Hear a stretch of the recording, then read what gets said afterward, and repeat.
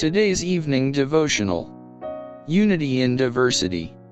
And he ordained 12, that they should be with him, and that he might send them forth to preach. Mark chapter 3 verse 14.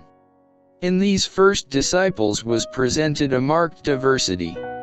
They were to be the world's teachers, and they represented widely varied types of character.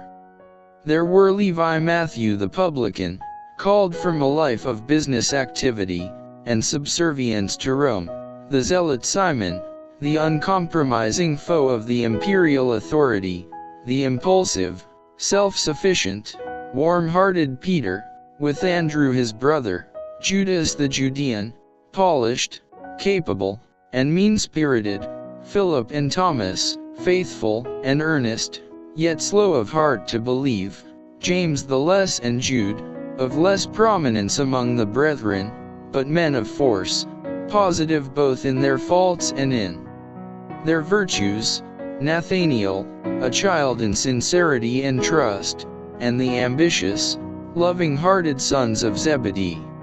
Of the 12 disciples, 4 were to act a leading part, each in a distinct line. In preparation for this, Christ taught them, foreseeing all.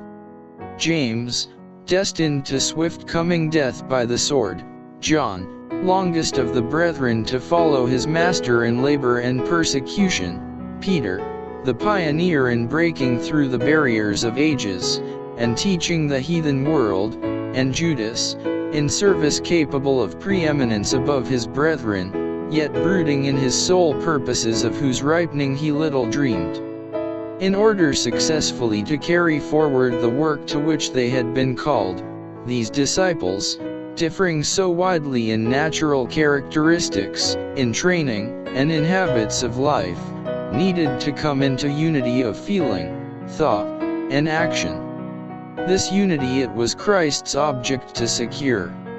The burden of his labor for them is expressed in his prayer to the Father, that they all may be one, as thou, Father, art in me, and I in thee, that they also may be one in us.